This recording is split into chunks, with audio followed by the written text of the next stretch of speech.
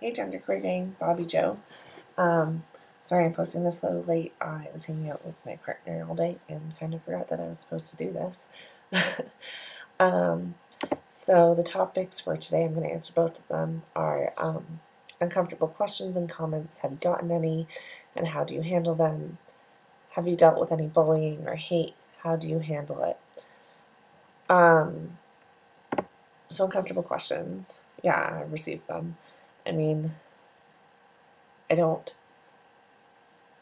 with trans when I come out to someone who is not aware of like genderqueer or non-binary genders, they tend to have a lot of questions to ask because I don't appear to be like trans in the way that they have seen, so they don't tend to quite understand my gender.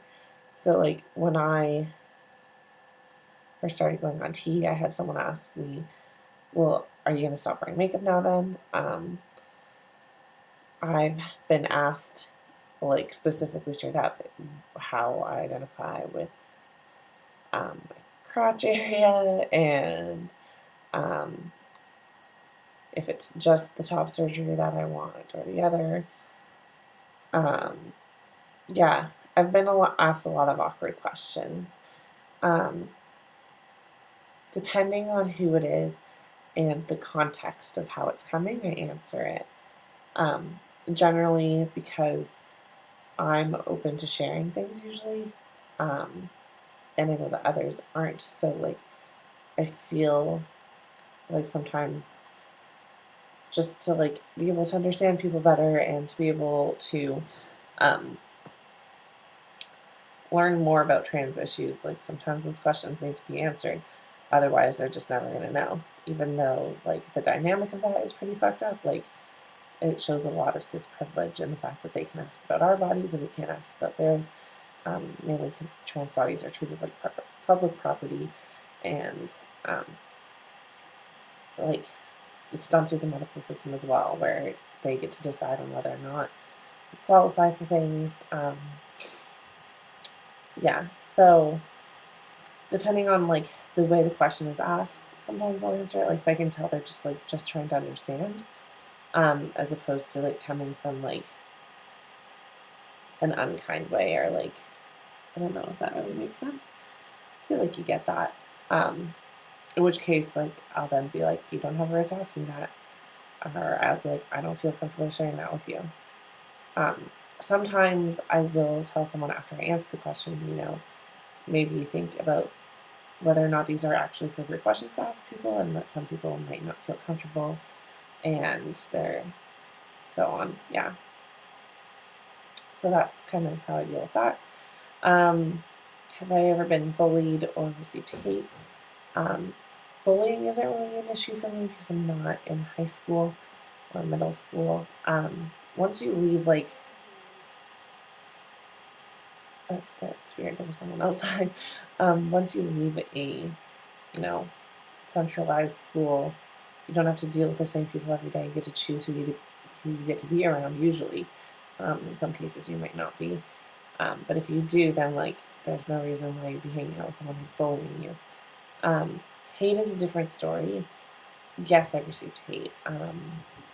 It's usually when I have sideburns drawn on and I'm out somewhere public, that's when I receive it. Like being on the bus, I'll get scuffs and glares, usually from men. And then, like, I find that women usually have like more of a puzzled look as opposed to like a glare. I mean, I've been laughed at. I don't know. I don't really do it very often because it's just not comfortable, really. Um, I would rather be read gender ambiguously without having to draw something on, like, because then I feel like it's just like drawing attention where someone's like, why does that person have drawn on sideburns as opposed to just like a body that has sideburns, That makes sense. I don't know if that does. Yeah. It'd be cool once it starts doing that. I feel like my face has gotten on my screen, so that's cool. I'm just, yeah, recently starting to see things like that.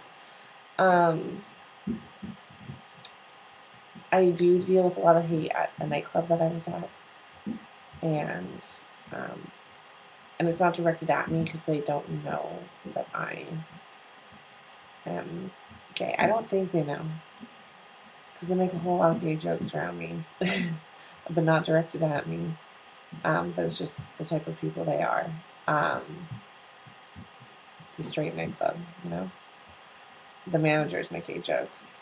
The bouncers, when they come in and talk to the coat check people, which is me and two other girls, so technically a girl in that situation, they like will refer to us as like, hey ladies, hey girls. It's like very gendered interactions. Once one of the guys was like, hey females. It's like, this is great. My boss has made the no homo joke, you know. Not really a great working environment to come out as trans. I don't plan to. It's pretty shitty, but at the same time, it's not like I'm going to be working there for forever. I plan to not be working there after I have surgery. Like I won't be. I'll be quitting when I go for surgery. So I'm just like dealing with it by not dealing with it because it just doesn't seem worth it to me at all. You know, like you have to recognize when the battle is worth fighting, like, and when it's not your responsibility. Like, I do not think it's my responsibility to have to like teach a whole nightclub staff about being. Oh, sorry, my dog is distracting me. About how to not be homophobic or transphobic. That's not my responsibility, and way out of my scope. Like, that just would not be worth it in any sense.